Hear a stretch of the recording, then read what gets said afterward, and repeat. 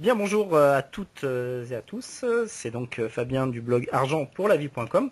Aujourd'hui, j'ai le plaisir de recevoir Alexandre Retailleau qui a 25 ans, qui, à son âge, qui est un âge jeune, mais qui a déjà un très très beau parcours en matière d'investissement, puisqu'il a déjà réussi à se constitue un patrimoine intéressant.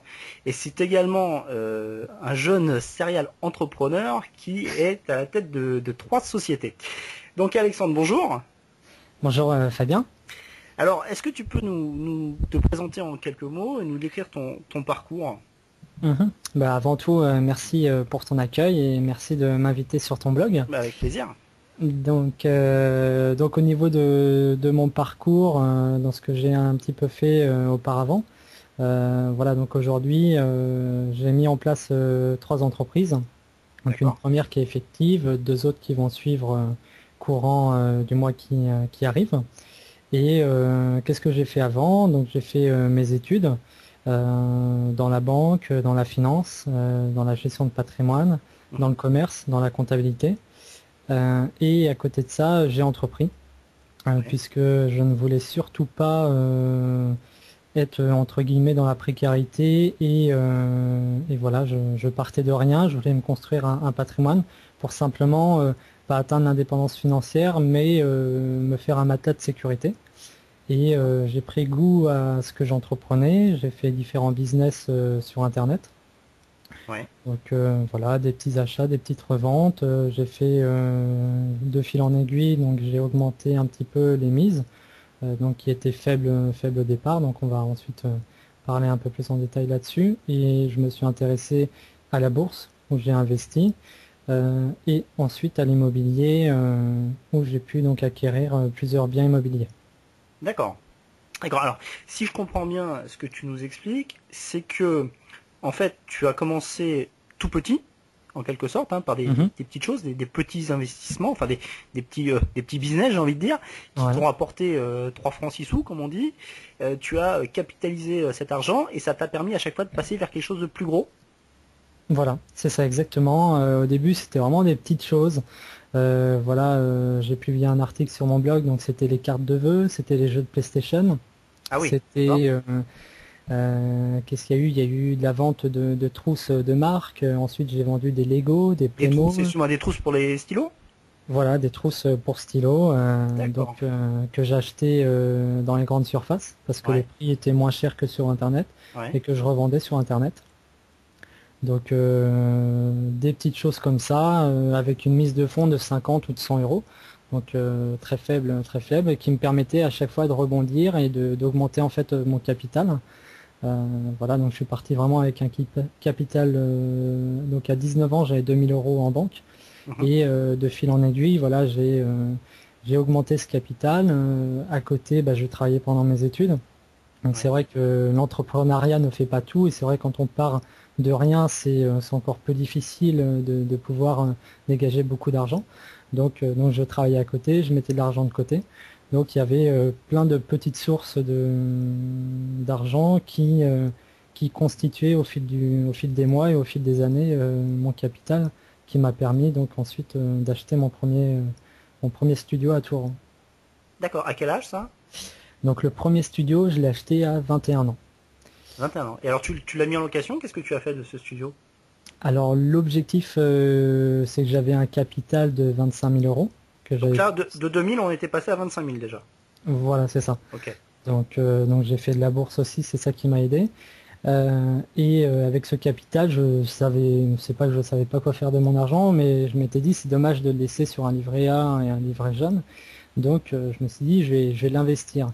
Et comme normalement on devait avoir le crack en 2009, 2008-2009, je me suis Ouais. dit super, l'aubaine, je vais pouvoir investir dans la pierre.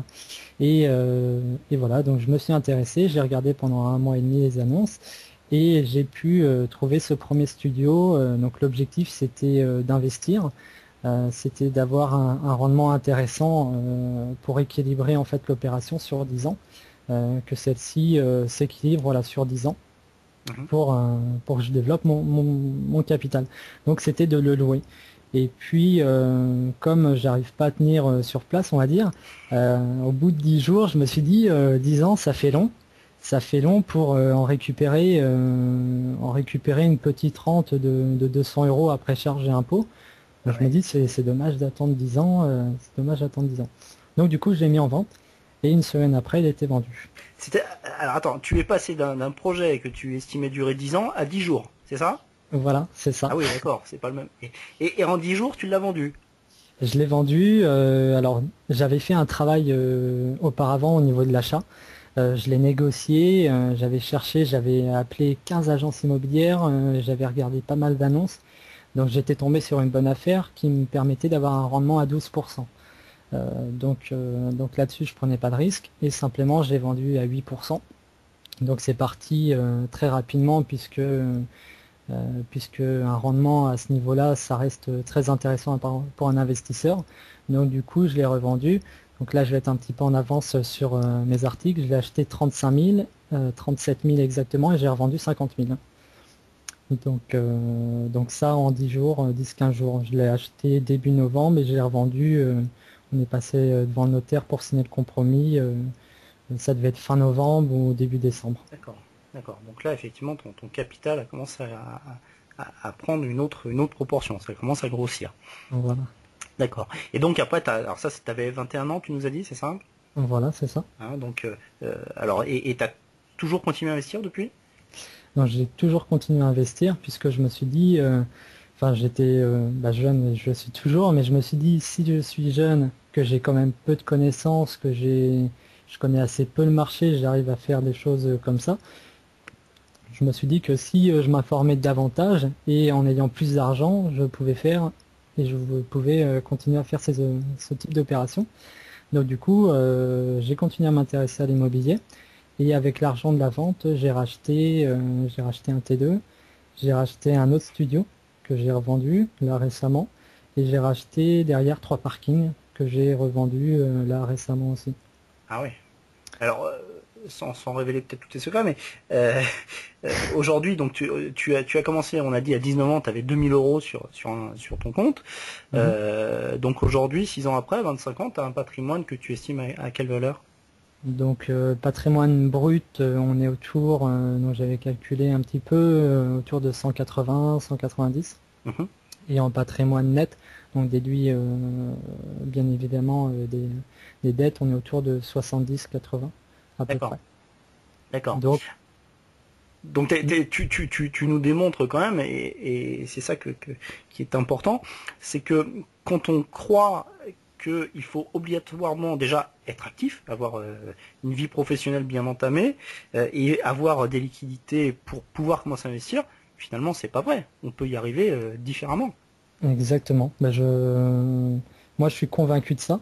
Je suis convaincu de ça puisque c'est la méthode que j'ai pu tester. On n'a pas besoin de partir d'un capital, on n'a pas besoin d'être engagé professionnellement pour entreprendre. La chose qui est importante, c'est de savoir où est-ce qu'on va, Mm. comment le marché s'organise, connaître les interlocuteurs, savoir négocier et capter l'information et savoir la traiter. C'est vraiment par cette base, savoir où est-ce qu'on met les pieds pour ensuite organiser dans sa tête tout le fonctionnement et ensuite aller aux bons endroits pour avoir voilà, le bon produit ou pouvoir négocier ou pouvoir dégager de l'argent derrière. C'est uniquement ça, donc il y a pas, c'est pas une question d'expérience, c'est pas une question d'argent. Je connais des personnes, et vous aussi dans votre entourage certainement, des personnes qui ont de l'argent, qui ne savent pas l'utiliser, d'autres personnes qui n'en ont pas et qui savent très bien s'en sortir. Donc c'est pas une question d'argent, c'est pas une question de catégorie sociale, c'est uniquement un état d'esprit. Donc voilà, D'accord. donc savoir entreprendre vient de l'état d'esprit. Et tes amis peut-être autour de toi qui doivent avoir ton âge, s'ils connaissent ton patrimoine et tes démarches, et qu'est-ce qu'ils en pensent? Est-ce qu'ils sont eux aussi investisseurs comme toi, ou est-ce que ils sont étonnés? Alors ils sont pas du tout investisseurs et c'est que très récemment en fait que je leur ai dit. Ouais, Hein, puisque c'est une chose que j'avais pas forcément envie de parler, même ma famille ne savait pas. ouais. Donc c'est des choses Ah ouais. que j'ai révélées là très récemment, il y a 2 mois et il y a quelques mois pour ma copine. C'était un secret, d'accord. Voilà. Ok. Je sais pas si c'était un secret, mais voilà, ma copine, je suis avec elle depuis plus de 2 ans. Elle l'a su il y a que quelques mois. Mes amis de Tours le savent que depuis peu. Ouais. Donc étonné et puis en fin de compte intéressé puisque c'est vrai que j'ai un état d'esprit entreprenant, voilà donc du coup il était à demi-teinte étonné, mais bon c'est vrai qu'après par rapport à ma famille c'était pas le choc, mais c'est vrai que derrière il y a quand même des choses que j'ai entrepris, enfin il y a une façon comment dire, il y a un état d'esprit à avoir et derrière en fait c'est une suite logique. Donc ce qu'on entreprend c'est une suite logique et en fin de compte ça étonne pas puisque on est dans ce mouvement et cette réflexion de long terme. Donc voilà un Alors, petit peu. tu nous as dit justement que tu as l'esprit à entreprendre. Et tu viens de terminer tes études, tout juste, hein, je crois, si je dis pas de bêtises. C'est ça. Et là où beaucoup vont justement commencer à chercher un travail classique, j'ai envie de dire. Et toi, non, finalement, tu restes dans ta logique d'entrepreneur et tu dis, bah, je crée 3 entreprises tout de suite. Voilà, exactement. Je résume un Là, peu, je caricature un peu, mais... non, non, mais c'est exactement ça. Donc là, effectivement, je termine mes études, donc un master avec l'école de commerce sur Tours, donc en gestion de patrimoine, D'accord. dans la section banque, Mhm. secteur bancaire. Et c'est vrai que c'est un projet, mes 3 projets d'entreprise, c'est des choses que j'ai préparées déjà depuis quelques mois. Au niveau de l'alternance que j'ai pu faire avec la banque du Crédit Agricole, on n'avait pas les mêmes objectifs, c'était pas la même vision. Donc du coup, j'ai préparé à côté de ça mes projets. Je me suis constitué un capital. J'ai continué surtout à développer mon capital. Et puis j'ai commencé à mettre mes billes voilà, sur la table pour les positionner, pour éviter de faire des vagues à la fin de la sortie de mon diplôme, pour entreprendre et partir sur la partie commerciale directement pour développer à nouveau ces 3 projets. Donc il y a une préparation avant, Ouais. c'est vraiment du travail. Bon aujourd'hui, comme je te disais un peu tout à l'heure, là je fais 12 heures par jour, donc ça fait à peu près, un peu moins les week-ends, ça fait à peu près 60-70 heures par semaine. Donc il y a vraiment un gros travail au niveau du lancement, au niveau de la préparation. Donc tout ça, je l'avais anticipé et je travaillais déjà pas mal avant, mais il y a pas de risque, mais il y a du travail. C'est ça qui est le plus lourd. Une entreprise, ça se crée pas en claquant les doigts. Faut savoir où est-ce qu'on met les pieds, savoir comment le marché s'organise. Donc c'est vrai que l'expérience que j'ai pu avoir au niveau du secteur bancaire m'a permis d'avoir ces informations. Et ensuite, voilà, il faut y aller. C'est même pas une question de dynamisme, il faut simplement faire les choses, Mhm. le mettre en application et puis avancer.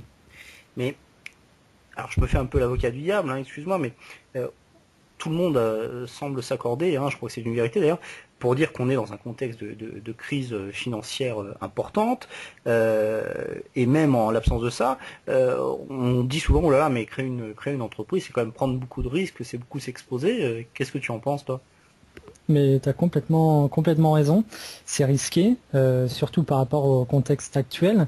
Mais ce que je pense par-dessus tout, c'est que le marché est tellement grand que moi je suis tellement petit que je ne peux pas être en fait impacté. Euh, Bien évidemment, je peux l'être par rapport à une baisse de la demande ou une offre plus dynamique ou des prix plus agressifs de la part de mes concurrents, mais je suis tellement petit que je réagis beaucoup plus vite que les autres. Et par exemple, si on peut prendre l'activité de stickers que j'ai mis en place, Alors, sticker, euh, c'est des autocollants, hein, c'est ça? voilà, c'est ça. Donc une activité de sticker autocollant donc pour particuliers professionnels. Mhm. Le marché est tellement grand, moi je suis tellement petit. Ce qui importe en fait, ça va être ma structure financière qui va me permettre de dégager des prix intéressants par rapport à ce qui se pratique sur le marché.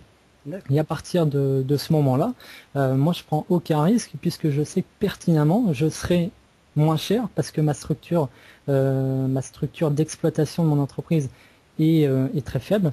Donc derrière, je pourrais proposer des tarifs intéressants. Et derrière, j'ai juste besoin de me faire connaître et de travailler pour augmenter mon catalogue derrière pour que ça fonctionne. D'accord. Donc voilà comment Alors je réduis. ça c'est ta première activité. Tu dis il y en a trois. Alors la deuxième c'est quoi? Donc la deuxième, c'est une activité de marchand de biens. Oui. Donc qui découle en fait de ce que j'ai pu faire puisque Oui, ça serait dommage de pas continuer.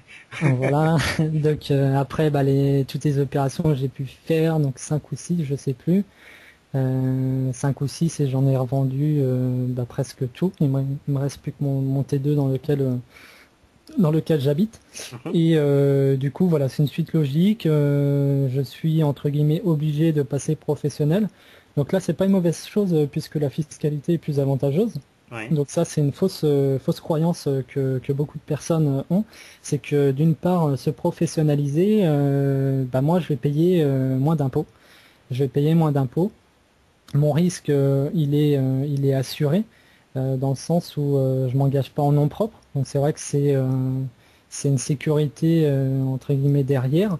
Et voilà. Donc je me fais pas de soucis là-dessus sur cette activité puisque mon objectif, il est j'ai plusieurs points forts, comme un capital, comme me décider vite et être disponible. Et aujourd'hui, sur le marché, c'est ce que les agents immobiliers recherchent. C'est des personnes qui ont un capital de 40, 50 000. Bon, enfin, moi, c'est le mien. Donc, pour certains marchands de biens qui sont installés depuis pas mal de temps, ils ont une force plus importante. Mais derrière, voilà, j'ai cette capacité, je suis disponible toute la journée puisque comme je travaille de chez moi, je peux me rendre vite sur les biens qui m'intéressent. Et derrière, je vais sélectionner uniquement les biens qui présentent un rendement intéressant. Donc à D'accord. partir de ce moment-là, comme je connais la ville, Ouais, j'achète simplement. tu vas continuer tes investissements sur ton secteur géographique. Voilà, oui, Hein. simplement puisque je connais Tours. Mm. Donc il n'y a pas à traîner ailleurs. Donc voilà, parce que je connais le marché, donc je vais rester sur ce secteur, D'accord. sur le secteur de Ça Tours. c'est une règle importante de connaître le marché. Absolument, ouais. Enfin, on en parlait par rapport au marché à Cannes, enfin à Nice. Mhm. Voilà, tu m'as donné des infos sur l'état des prix, et c'est vrai que j'avais pas du tout ça en tête.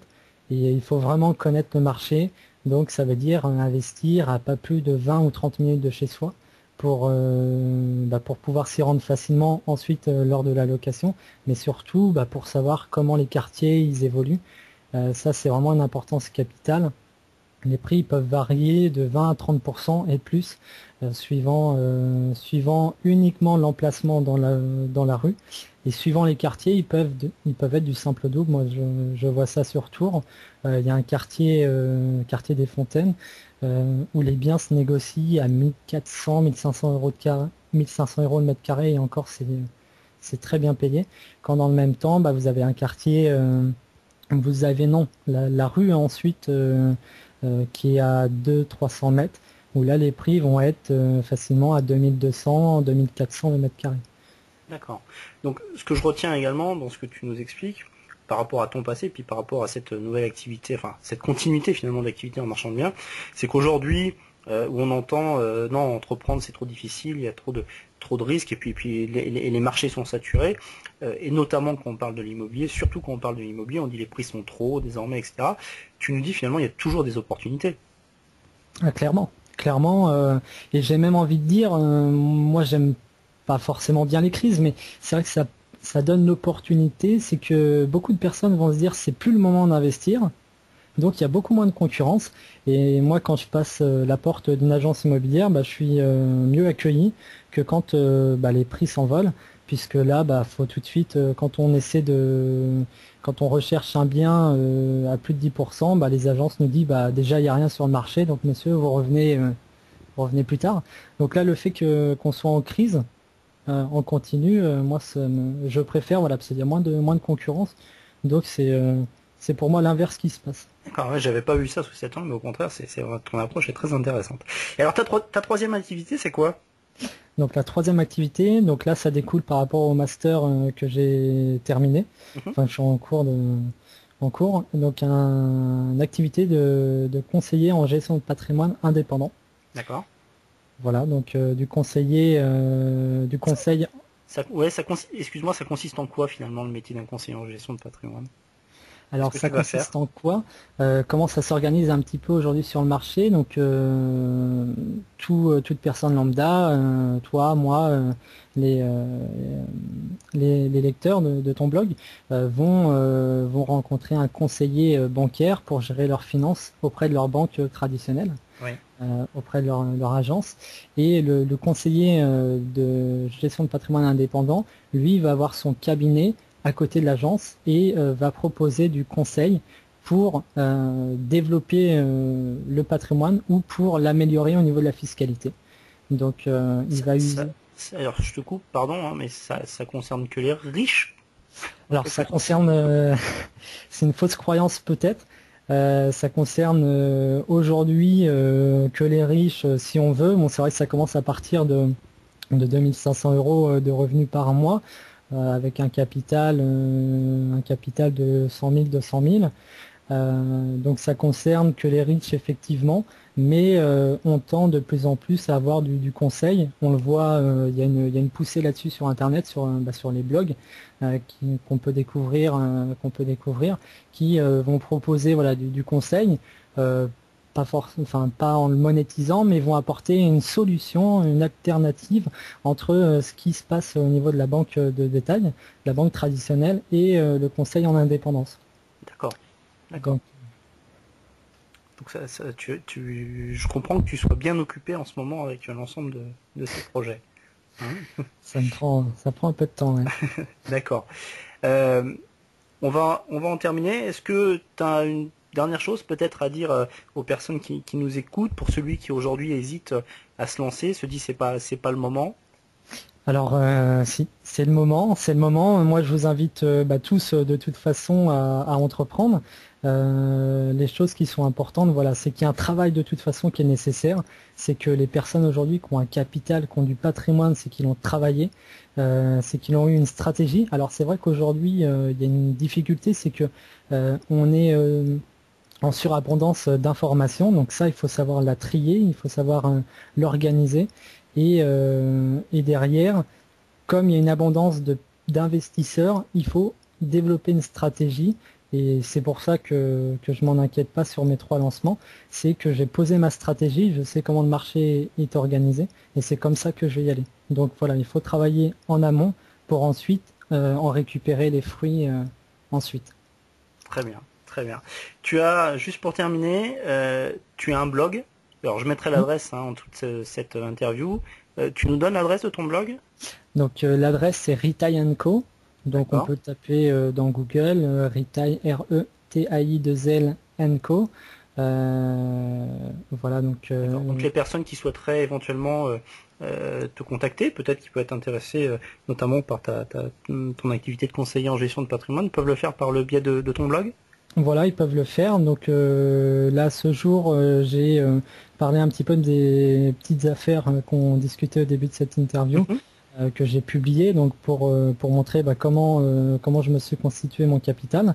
Et voilà, de fil en aiguille, au fil du temps, voilà, je vais présenter les opérations immobilières que j'ai pu réaliser, donc dans les détails, avec la fiscalité, avec l'argent que j'ai pu gagner. Donc l'objectif de mon blog, c'est de partager l'information que j'ai, puisqu'en retour, les personnes, novices ou non, vont m'apporter elles aussi des informations et ensuite va me permettre d'avoir une vision encore plus large. Et je trouve ça vraiment intéressant sur ce point-là. Très bien, Alexandre, il me reste à te remercier de nous avoir accordé un petit peu de temps au milieu de tes journées bien chargées, si j'ai tout compris. Je te souhaite vraiment bonne chance dans la suite de tes affaires, mais a priori, la chance n'a rien à faire là-dedans. Donc une très très bonne continuation. À bientôt, merci à Merci. toi. Merci, c'est sympa. Merci à toi.